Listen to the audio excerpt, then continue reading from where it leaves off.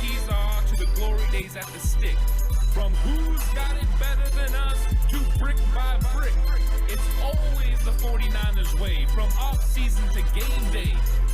Yeah, we talk back. It's the 49ers cutback.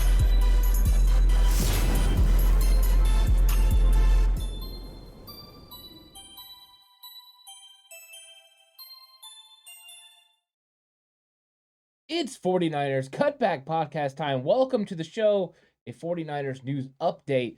Looking forward to getting into all this. We heard from Kyle Shanahan in today's pressers. He gave some insight into some injury news involving Geore Kittle and Daniel Brunskill, but also there was a flurry of moves that the 49ers made to their roster that was announced by 49ers.com. Looking forward to getting into all that and talking about it today. It was just recent, right, that Marlon Mack signed with the practice squad. He's in this announcement as well. We're going to get into all that, all the players, all the moves, and also hear from Kyle Shanahan about what he had to say about Geore Kittle and Daniel Brunskill and their availability for the game against the Seattle Seahawks on Sunday, which appears to be another rain game with 60% chance of rain in Santa Clara on Sunday. Probably not what everyone wanted to hear after what just happened in Chicago. Now, do I think the rain in Santa Clara will be equivalent to what they got in Chicago? No, I just was hoping for better conditions. But let's get into some of the news that's going on with the 49ers. And I want to start it out with Kemoko Turay. Kemoko Turay was a surprise release with the 53-man roster officially came down. Then he got to the practice squad, which was another surprising move. But now that pays dividends for the 49ers because Kemoko Turay has been elevated to the active 53-man roster. So that means he's going to be on this team. And to make room for him, they had to go ahead and move a player, and they did. They moved Jordan Willis, defensive end Jordan Willis, who didn't dress last week. He's going to go on the IR. They said it's a knee. He's going to have a cleanup, some standard surgery. So he's going to be out at least 4 weeks for that. So that means Kemoko Turay is going to be on this team. He's going to be an edge rusher. We'll see if he gets to suit up against Seattle. Jordan Willis appeared to be a healthy scratch. So will Turay be a part of the rotation? I think that's going to be something interesting to watch. But Turay had himself one heck of a preseason. He was a fantastic player for the 49ers. So Jordan Willis goes on the IR. Turay now on the active 53-man roster. They'll have a decision to make, once Jordan Willis is ready and able to come back. That was a very interesting move. But I'm excited because I like Kemoko Turay and I want to see what he can do for this roster. They made it official that Marlon Mack is a part of the 49ers practice squad. Mack, of course, a player that I think everyone is really likes. A 6 foot, 212 pounds. He's got nice size to fit Kyle Shanahan's offense. He's also got a tremendous amount of ability considering he had 1,000 yards rushing for the Indianapolis Colts one season. But I think he's an exciting player. Of course, in 2020, he did have an Achilles injury that he's still recovering from. He was with the Houston Texans, in fact, when the 49ers played the Texans in the Week 3 preseason game. I thought he had himself a pretty good game there, and the 49ers went ahead after an extensive tryout. They had a lot of guys come in, including 49ers, Kyle Shanahan, guys like Devontae Freeman and Tevin Coleman. Those were guys that came in. They brought in Abram Smith again for the second time. None of those guys made the roster. Now, Mack wasn't the only guy that signed to the 49ers practice squad. They also brought back wide receiver Sam Snead. Snead, of course, was one guy they moved on from when they had to add other players to their roster. So they went ahead and moved on from Snead because they didn't have enough veteran spots on their practice squad when they needed to bring in other practice squad players. Now Snead comes back. He can handle, punt return roles if something happened to Ray McLeod. He's a nice guy to have around, an experienced player in the locker room that the young guys can continue to learn from, even though this is a very experienced group now. But it's always nice to have these kind of guys out there. You have Malik Turner as well on your practice squad.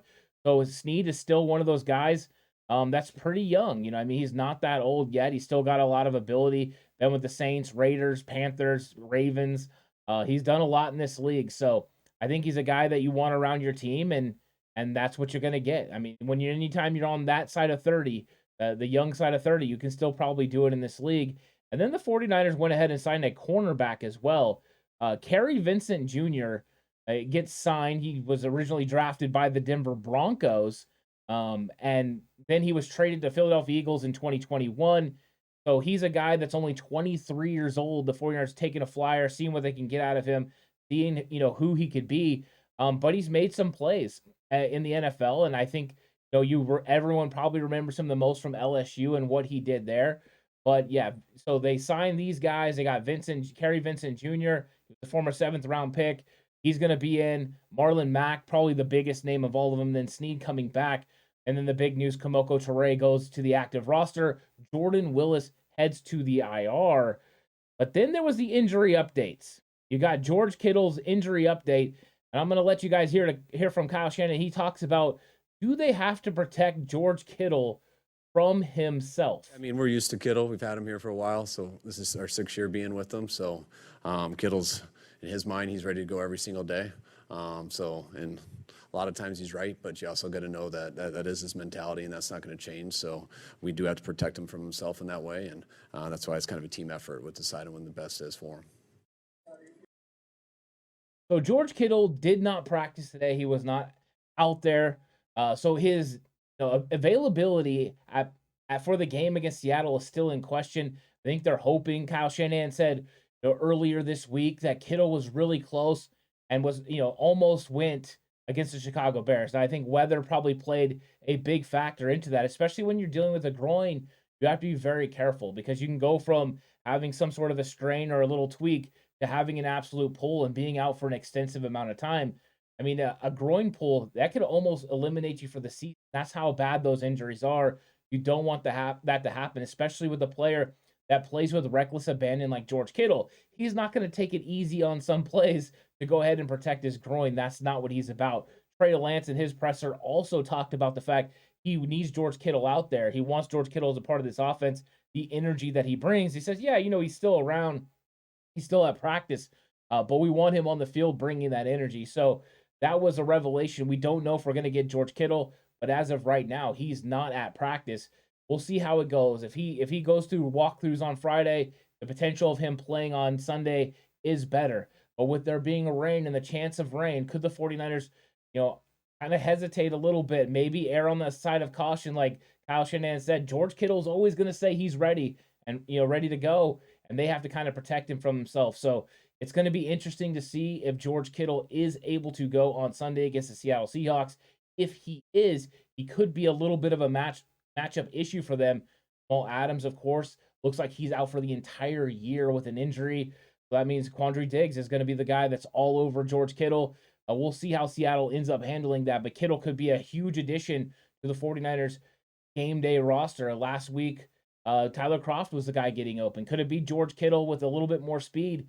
Maybe he makes a few plays. So this is going to be big for the 49ers, but it's not the only player that the 49ers have that is injured. Daniel Brunskill has also been dealing with an injury, and Kyle Shanahan had been saying all the way up until week 1, Daniel Brunskill might be ready to go for week 1. That's the goal. That's where we want him. What his role is going to be, I don't know. Is he the number 1 backup? Is he the guy that they're going to count on in case there's an injury across the board? Is he the starting right guard over Spencer Burford? Some of the comments that Kyle Shanahan made last week kind of implied that they knew what they had in Daniel Brunskill, so why not give all the reps to Spencer Burford and let him get better? Now, I think Burford played really well, but you don't know what Kyle Shanahan and Chris Foerster's idea of who was going to start at right guard. I'm not saying that he's going to start over Burford, but we just don't know. It's not clear yet. And Kyle said he thought he was going to be ready for week 1. And here's what Kyle said about Brunskill and why he didn't play in week 1 and his status for this week, because he did not practice today. He was last week. He did have that setback a little bit ago.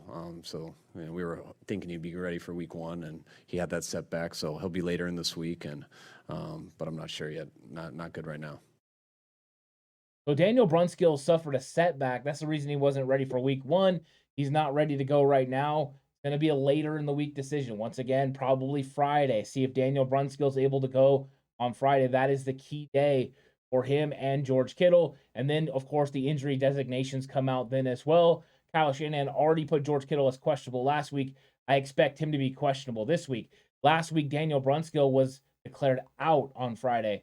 Let's see what designation we get on Friday. Could it be that Daniel Brunskill is questionable as well and maybe has an opportunity to go in this game? I think that would be big as far as the line goes, because then you're okay with the fact that Jake Brendel, in case he's injured, you have somebody to step in. You don't have to worry about it going Blake Hance. Could Blake Hance be ready? Maybe. But I think the fact that they cut Keaton Sutherland to make room for a player like Marlon Mack, and then ended up bringing back Willie Snead as well, kind of signals to the fact that maybe the 49ers believe Daniel Brunskill could be ready to go. Because if Brendel was to get hurt and they didn't have Brunskill, the center would be Blake Hance, and he would have to be able to go in there, step in, and he's just got into this offense over the last few weeks. Would he be ready to roll? I think that is a big thing that needs to be figured out. But 49ers are definitely moving in the right direction. They got the Seattle Seahawks this week. Kemoko Turay is going to be active. Let's see what kind of pressure Kemoko Turay can bring. One of the big topics that came out of the game against Chicago was the fact that the 49ers defensive line wasn't really showing up in the second half. Could that have been the rotation was smaller with them not having as many defenders active? Could that have been the fact that they had to bull rush, go ahead and kind of keep Justin Fields in the lanes? I think that is part of it as well. But there was always a question, why was Jordan Willis inactive? Now I think we're getting a more clear idea. It was the knee injury.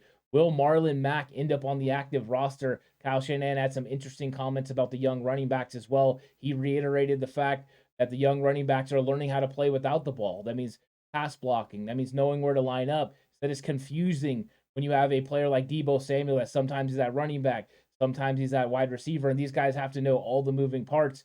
But he said they're going to have a full competition between Jordan Mason and TDP, and they'll go with the hot hand on Sunday. So it's going to be interesting. We're going to have a lot of cool things happening on Sunday for Seattle. I hope you guys all enjoy this 49ers news update. 49ers making some roster moves, bringing some guys in, elevating guys, and overall just continuing to build this roster, trying to win the game against Seattle, doing the best they can. So hope you enjoyed it. If you did, give it a like. If you haven't already, subscribe to the channel. Really appreciate it so much. Let me know what you think about these moves in the comment section down below. Do you like it? Do you think Marlon Mack should be active? Or do you want to just roll with the young guys right now?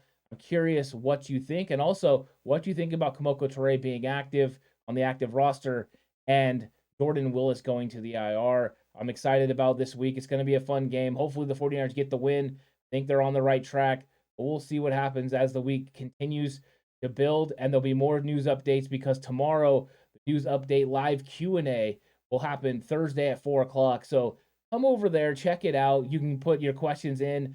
I'll try to get to all of them that I can, of course. It'll be a fun time interacting with you. So I hope you guys have a good day. Stay safe, and remember the right way is always the 49ers.